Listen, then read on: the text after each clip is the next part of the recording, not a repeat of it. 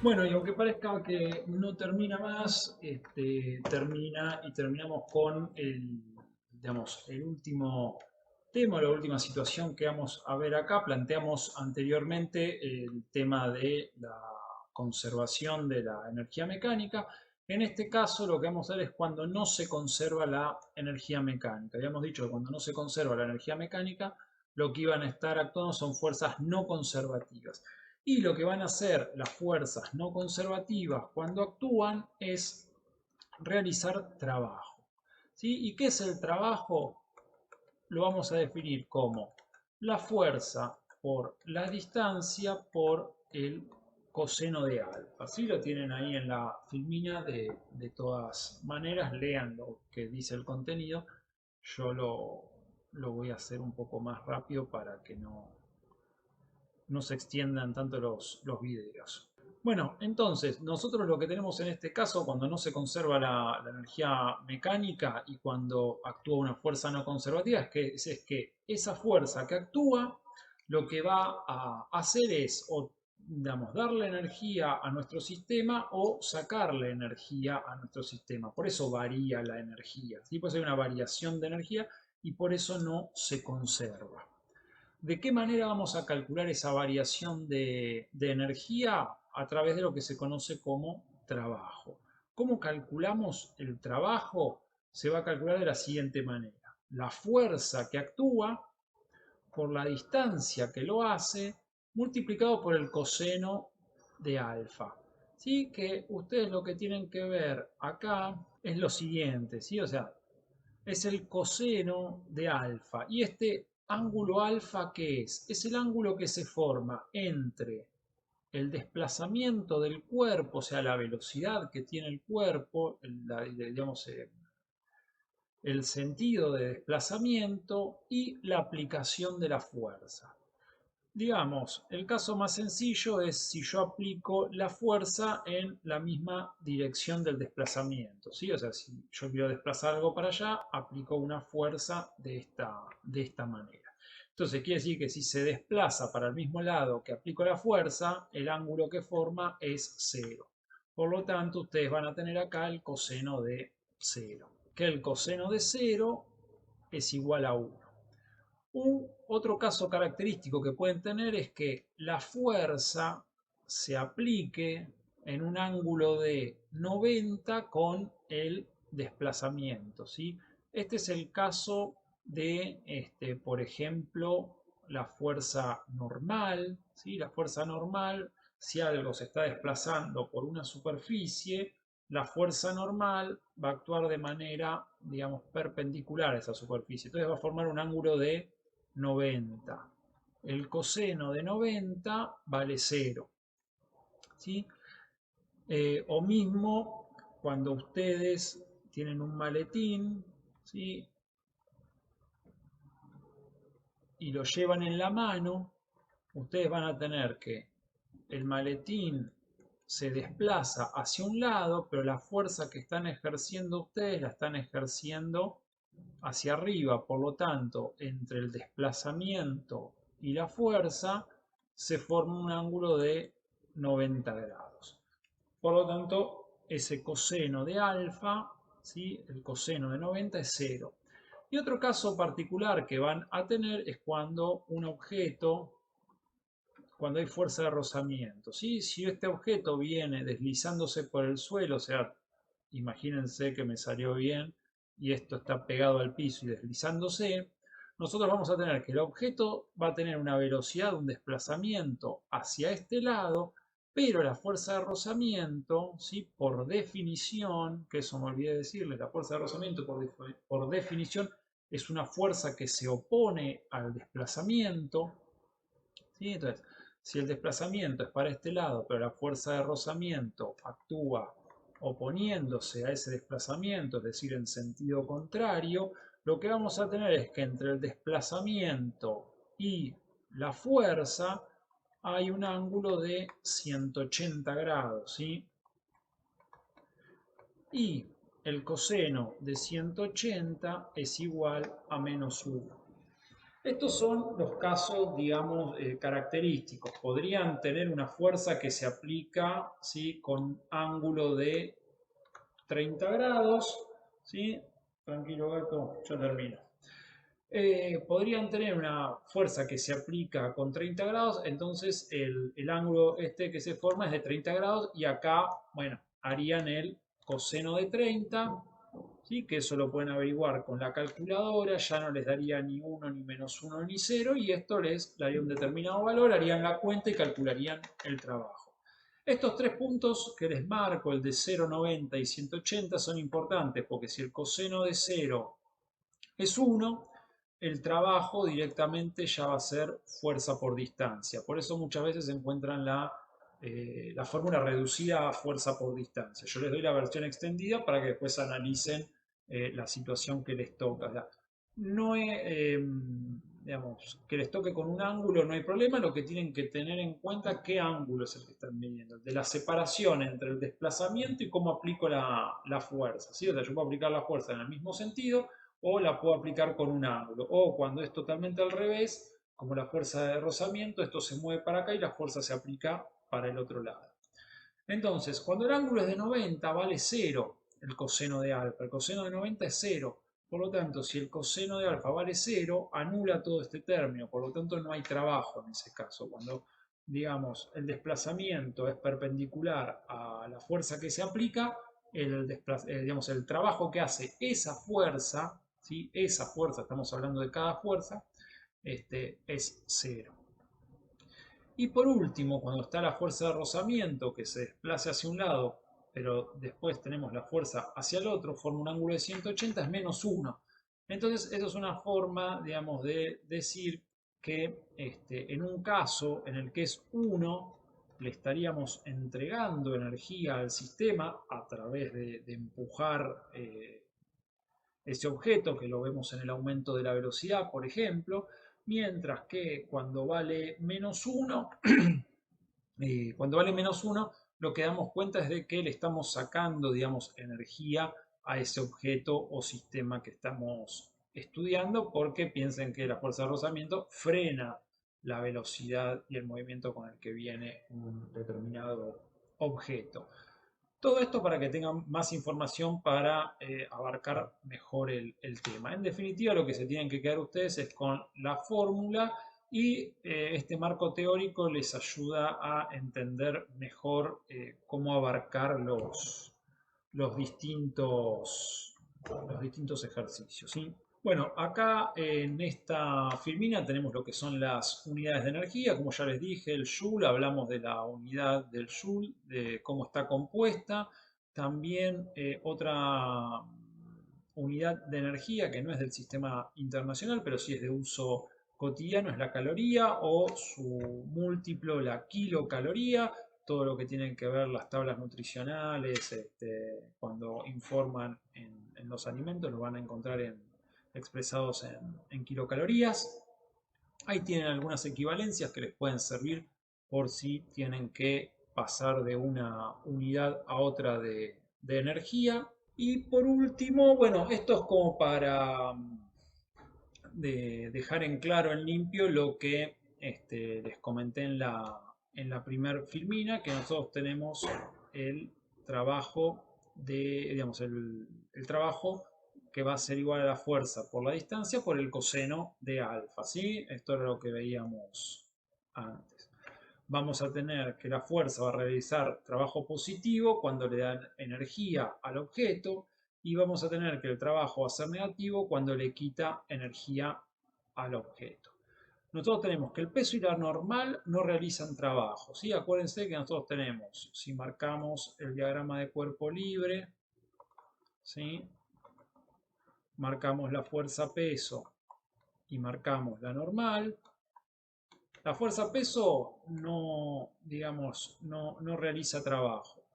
La normal tampoco realiza trabajo, ¿sí? Suponiendo que, primero, que para realizar trabajo, si esto estuviese quieto, para realizar trabajo, piensen que el trabajo es fuerza por distancia, o sea que Si no hay algo moviéndose, no hay trabajo. O sea, si no se recorre una trayectoria, no hay trabajo. Por lo tanto, que si esto está quieto, acá no hay trabajo. Pero si esto se estuviese moviendo en este sentido, fíjense que el ángulo que forma la normal con el desplazamiento es de 90. Y también pasa lo mismo con el peso. El peso forma un ángulo de 90 con el desplazamiento. Por lo tanto, acuérdense que cuando hagan el coseno del ángulo, el coseno de 90 grados les va a dar 0. Por lo tanto, va a anular todo y no va a haber trabajo. Así que el peso y la normal no realizan trabajo en el caso de que esto se esté moviendo de esta manera. Y vamos a tener que la fuerza de rozamiento y una supuesta fuerza realizan trabajo, ¿sí? O sea, si esto se sigue desplazando de la misma manera, pero yo ahora acá aplico una fuerza, lo que voy a estar haciendo es que a la velocidad que se desplazaba ese objeto, le agrego, al aplicarle una fuerza, mayor velocidad. Por lo tanto, voy a estar en el caso que le doy energía al objeto. El trabajo va a ser positivo. Por lo tanto, esta fuerza va a estar haciendo un trabajo positivo.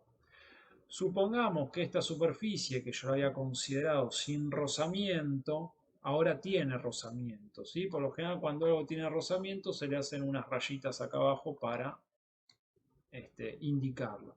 Entonces, si ahora tiene rozamiento, va a aparecer una fuerza, ¿sí? Una fuerza de rozamiento que se opone al desplazamiento.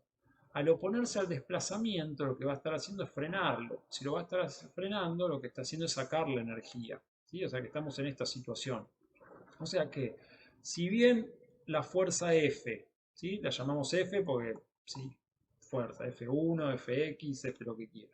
O sea que la fuerza y la fuerza de rozamiento ambas realizan trabajo. El tema es que esta F realiza un trabajo positivo porque al desplazamiento del objeto, al aplicarle esa fuerza, yo lo estoy haciendo que se desplace a mayor velocidad, por lo tanto le estoy aportando energía, mientras que la fuerza de rozamiento lo que hace es que como tenía cierta velocidad y ahora la fuerza que le estoy aplicando es contraria, ¿sí?, a ese desplazamiento, lo que hace es quitarle energía y lo frena.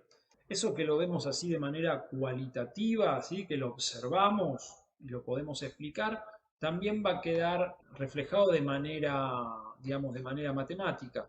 Cuando le doy energía, ¿sí? O sea, cuando le doy energía es positivo. ¿Por qué es positivo? Porque el ángulo que forma con el desplazamiento es cero. O sea, esta F está aplicada igual que el desplazamiento. Entonces, cuando hago el coseno de 0, me da 1. En cambio, la fuerza de rozamiento está aplicada en la misma dirección, pero en sentido contrario. Por lo tanto, el cuerpo se mueve para un lado, pero la fuerza la aplico para el otro. Ahí lo que voy a tener es que se forma entre los dos un ángulo de 180. Cuando hago el coseno de 180 me da menos 1. O sea que, suponiendo que la fuerza esta y la fuerza de roce fueran iguales, a mí me daría el mismo trabajo, ¿sí? Si tuviesen la misma magnitud, estaría realizando el mismo trabajo. Lo único que uno sería un trabajo positivo de darle energía al objeto y el otro sería un trabajo negativo de restarle energía al objeto. Todo esto es el marco teórico, como les digo. Después, en la resolución de los ejercicios, les explico mejor cómo tienen que aplicar los números a la fórmula, ¿sí?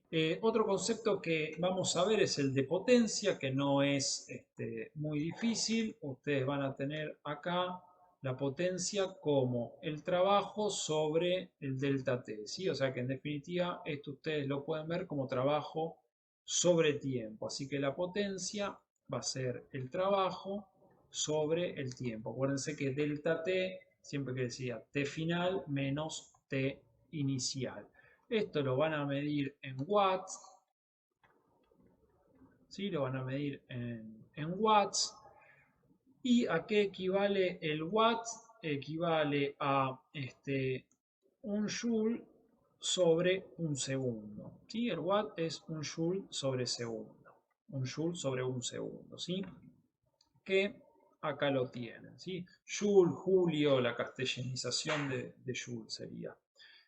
Bueno, también van a encontrar kilowatts y acá van a tener en este tipo de ejercicios generalmente, digamos, si ustedes tienen la potencia de algo que es 500 watts, lo que les está diciendo que esto está realizando un trabajo o pueden ver lo que hay involucrada una cantidad de energía de 500 joules en un segundo. Lo van a ver en los ejercicios el tema de cómo calcularlo. Pero bueno, si ustedes tienen una potencia de 500 watts, les está diciendo que está involucrada una cantidad de 500 joules por segundo. Por último, ¿sí? Como para que les quede clara una cuestión más y con esto terminamos, lo que sería el trabajo de la fuerza peso, porque en un momento nosotros habíamos dicho que la fuerza peso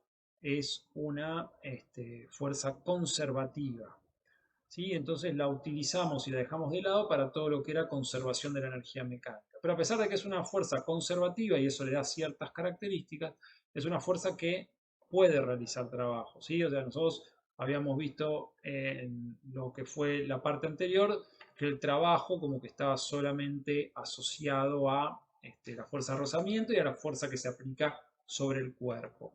¿Sí? Pero la fuerza peso también puede realizar trabajo. Por lo general lo vemos asociados a lo que se conoce como la caída libre y el tiro vertical, cosas que ustedes no van a entrar en detalles con eso, pero les hago una pequeña aclaración para los que llegaron hasta acá, como para que quede el tema cerrado y que vean que en determinadas situaciones la fuerza peso también ejerce trabajo, ¿sí?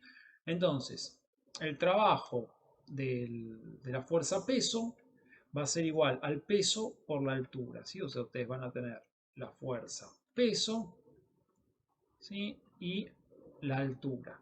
Que fíjense, si ustedes se acuerdan de la primer parte de la materia, nosotros habíamos dicho que el peso era igual a la masa por la gravedad. ¿Sí? Eso es el peso. Y la altura, lo multiplicamos por la altura. Bueno, esto en definitiva es lo que nosotros conocíamos como energía potencial. ¿Sí? Entonces, vamos a considerar que el trabajo es positivo cuando el cuerpo cae.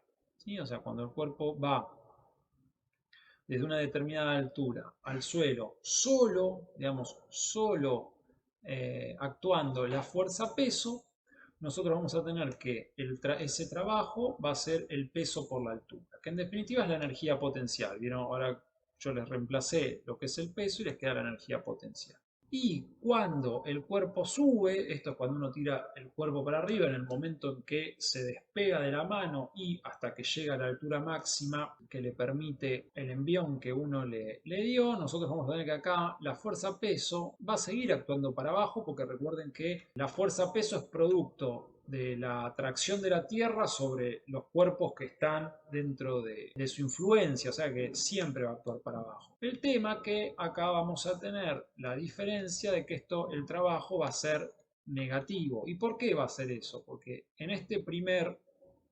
ejemplo, el cuerpo está cayendo, por lo tanto, el desplazamiento, es decir, la velocidad, está yendo para abajo. Entonces yo tengo que el peso y la velocidad, las dos están yendo en la misma dirección y sentido. Por lo tanto, el ángulo que forman una con otra es igual a 0 grados. Mientras que en este caso, cuando yo tiro para arriba un cuerpo, ¿sí?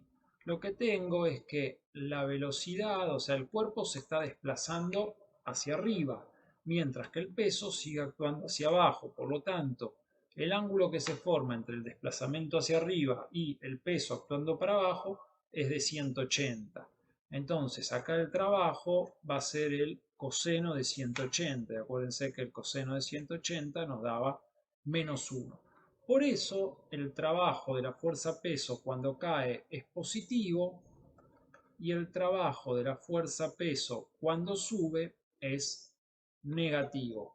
De esto no van a tener mucho, es más que nada para explicarles y que quede cerrado el tema y que sepan que la fuerza peso, si bien nosotros no la usamos para calcular el trabajo cuando estamos en una superficie, es una fuerza que puede realizar trabajo, particularmente en esta situación. Cuando se deja caer un objeto, desde el mismísimo momento en que se suelta hasta el instante antes de que toque el piso, y si no, cuando se tira un objeto para arriba, considerando desde qué punto a qué punto, bueno, pierde contacto con la mano hasta que llega al punto más alto y la velocidad se hace cero. Bueno, todo un poco rápido, breve, espero les quede claro y lo que no quede claro me lo consultan. Bueno, quizás no se dieron cuenta, pero en una parte del video dejé de moverme.